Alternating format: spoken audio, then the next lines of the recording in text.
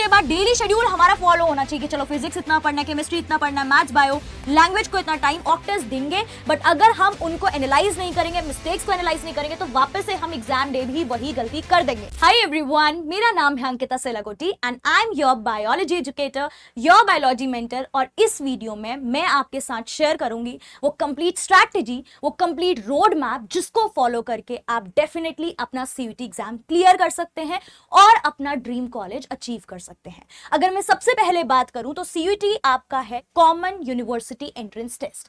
इस एग्जाम को एनटीए यानी कि नेशनल टेस्टिंग एजेंसी आपका कंडक्ट करवाती है और इससे आपको टॉप कॉलेजेस जैसे university of Delhi, Banaras Hindu university, Jawaharlal Nehru university और जामिया मिलिया इस्लामिया जैसी टॉप यूनिवर्सिटीज मिलती है।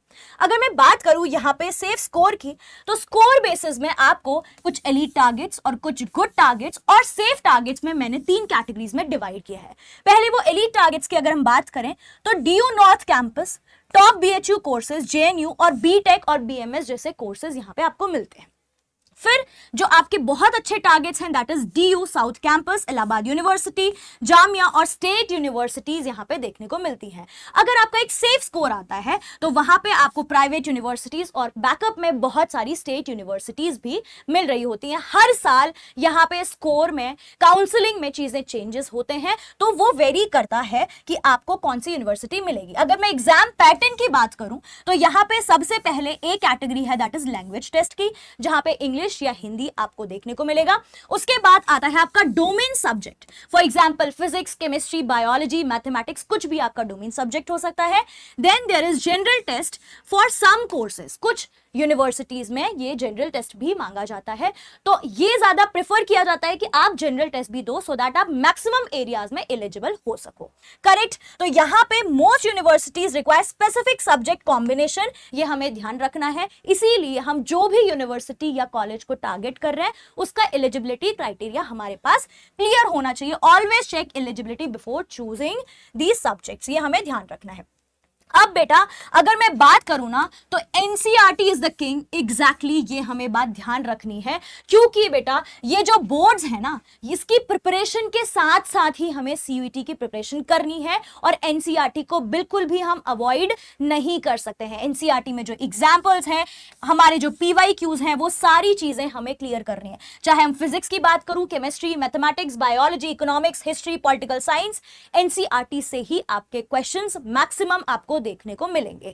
ठीक है, जो बैक की एक्सरसाइजेस हैं, एनसीईआरटी की टेक्स्ट बुक है, वो सारी चीजें हमारे एकदम टिप्स में होनी चाहिए। हमें सारी चीजें क्लियर रहनी चाहिए, एनसीईआरटी की हर एक लाइन हमें याद होनी चाहिए। अलोंग विद दैट हमें क्या लगाने हैं, मैक्सिमम मॉक टेस्ट लगाने हैं सो दैट हम मैक्सिमम मार्क्स अचीव कर सकें। ठीक है, हमें सिर्फ मल्टीपल रिसोर्सेज से नहीं पढ़ना है, एक एनसीईआरटी कवर करनी है। अलोंग विद दैट जो एक्स्ट्रा चीजें हैं वो हमें करते रहनी है। उसके बाद अगर मैं बात करूं, जो बिगेस्ट मिस्टेक आप करते हैं वो नहीं करनी है। सबसे पहली चीज, आपको सोचते हैं कि सीयूटी के लिए प्रिपेयर करें फिर और हम कॉलेज चूज करेंगे, नहीं। जो आपका ड्रीम कॉलेज है वो आपको पता होना सो दैट उसके अकॉर्डिंग आप प्लान कर सके। आपको एनसीईआरटी इग्नोर नहीं करनी है, मॉक टेस्ट को डिले नहीं करना है। ये सोचते हैं कि पहले हम पूरा प्रिपेयर करेंगे फिर हम मॉक टेस्ट देंगे, नहीं। आपको साथ साथ मॉक टेस्ट भी लगाते चलने हैं। स्टडिंग ओनली थ्योरी नहीं, सिर्फ और सिर्फ थ्योरी नहीं पढ़नी, उसके साथ क्वेश्चंस भी आपको सॉल्व करने हैं। आपने कोई भी ड्रीम कॉलेज देखा, उसको आपने चूज कर लिया, ठीक है, वहां पे एलिजिबिलिटी क्राइटेरिया देखना है सबसे पहले कि क्या क्या एलिजिबिलिटी क्राइटेरिया है, क्या हमारा वो फुलफिल हो रहा है या नहीं हो रहा है। ठीक है, और बहुत सारे टीचर्स को नहीं लेना है, सिर्फ 1-2 टीचर्स लो और उनको डेडिकेटेडली उनके साथ प्रिपेयर करना है। ठीक है, लास्ट मंथ में प्रिपरेशन नहीं करनी है, लास्ट मंथ के लिए हमें चीजें नहीं छोड़नी है, हमें साथ साथ सारी चीजें प्रिपरेशन करते चलनी है। फाइन। उसके बाद क्या करना है, तो आपका टारगेट कॉलेज, आपका कोर्स आपको पहले डिसाइड कर लेना है। उसके बाद स्ट्रिक्टली एनसीईआरटी को फॉलो करना है, प्रैक्टिस करने एमसीक्यू और चैप्टर टेस्ट डेली, हर दिन वो प्रैक्टिस होनी चाहिए। हर दिन तैयारी करेंगे तब हम फाइनल डे पे मैक्सिमम स्कोर कर पाएंगे।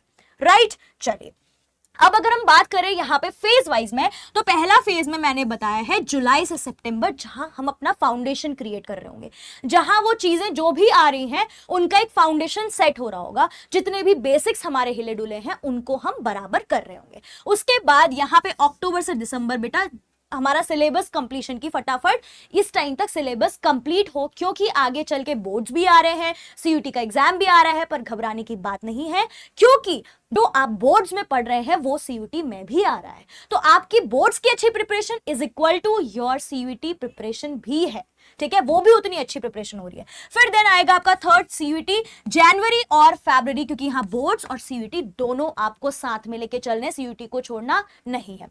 फिर उसके बाद मार्च, जो कि आप एक्चुअली यहां पे क्या होगा, बोर्ड्स एग्जाम आप दे रहे होंगे। देन है आपका अप्रैल मंथ, क्योंकि यहां आपके बोर्ड मंथ्स हो चुका है, बोर्ड एग्जाम खत्म हो चुके हैं, करेक्ट। तो मार्च के बाद जब अप्रैल आएगा ना बेटा, यहां पे पेसअप करना है, खूब मॉक टेस्ट लगाने हैं, एक्स्ट्रा चीजें जो रह गई हैं उनको कवर करना है। उसके बाद फाइनल आपका रिवीजन एग्जाम यहां पे हो जाएगा। फटाफट से सारी चीजें रिवाइज करते हुए चलनी है और अपना एग्जाम भी यहां पे क्लियर हो जाएगा, ठीक। उसके बाद अगर मैं बात करूं यहां पे सारी चीजें, तो 60% सिलेबस हमारा जुलाई से सितंबर में फेज 1 में हो जाना चाहिए एनी हाउ, ठीक है। वहां पे मेजर चैप्टर्स जो कवर कर रहे हैं, ज्यादा हमारे नंबर्स के आते हैं, जिसका वेटेज ज्यादा है उसको हमें कवर कर लेना है। शॉर्ट नोट्स बनाते चलना है, इसमें कोई नई बात नहीं है, ठीक है। फॉर्मूला शीट्स, वीकली टेस्ट हमें देते चलना है, क्योंकि हम टेस्ट नहीं करेंगे, उन्हें एनालाइज नहीं करेंगे, तो हम अल्टीमेटली अच्छा अचीव नहीं कर पाएंगे, करेक्ट। उसके बाद डेली शेड्यूल हमारा फॉलो होना चाहिए कि चलो फिजिक्स इतना पढ़ना है, केमिस्ट्री इतना पढ़ना है, मैथ्स बायो लैंग्वेज को इतना टाइम और रिवीजन को टाइम देना मस्ट है। अब ये सारी चीजें 1.5 घंटे है मेन सब्जेक्ट के हिसाब से मैंने देखी है, आप अपने हिसाब से आपके लिए जो बेस्ट सुटेबल है वो करेंगे, ठीक है। उसके बाद अगर मैं अक्टूबर से दिसंबर की बात करूं तो इंटायर सिलेबस, जो कि हमने 60% यहां कर लिया था, अब हमें फाइनल पूरा का पूरा सिलेबस कंप्लीट करना है। एनसीईआरटी को लाइन बाय लाइन पढ़ना बहुत इंपॉर्टेंट है, क्योंकि चाहे बोर्ड्स हो सीयूटी हो, दोनों में यहां से लाइन बाय लाइन क्वेश्चंस देखने को मिलते हैं। एमसीक्यू ज्यादा से ज्यादा करने हैं, चैप्टर टेस्ट पीवाईक्यूज लगाना है और डेली प्रैक्टिस करना है, एक दिन भी हमें नहीं छोड़ना है, ठीक है।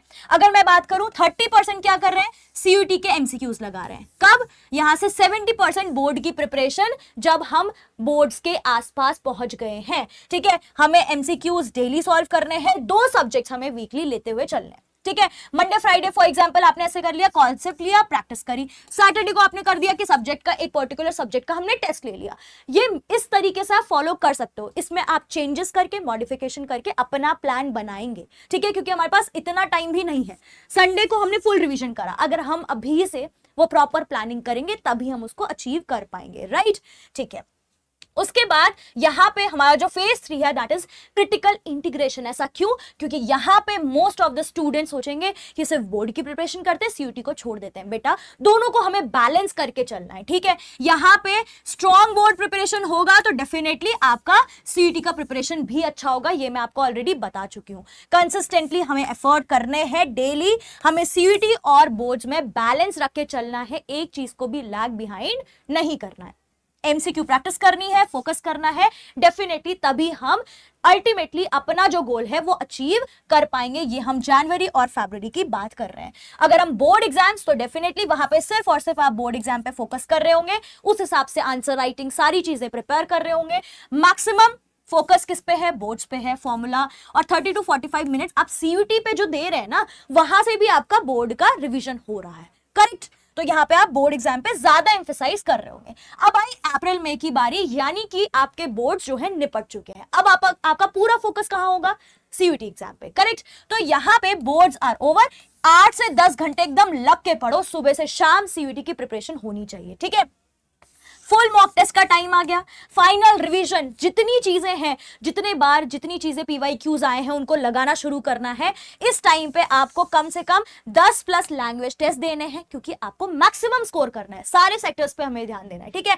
और उसके बाद डोमेन टेस्ट भी 10+ टेस्ट आपको देने हैं, मतलब मैक्सिमम टेस्ट और रिविजन आपको इस फेज में करना रहेगा। अब अगर हम बात करें ओवरऑल चीजों की, तो ओवरऑल हमें क्या देखना है, यहाँ पे एनसीईआरटी पे फोकस रखना है, पीवाईक्यूज करने हैं, कंसिस्टेंसी मेंटेन रखनी है, मॉक टेस्ट करना है और स्मार्ट एनालिसिस करना है। मॉक टेस्ट देंगे, बट अगर हम उनको एनालाइज नहीं करेंगे, मिस्टेक्स को एनालाइज नहीं करेंगे, तो वापस से हम एग्जाम डे भी वही गलती कर देंगे।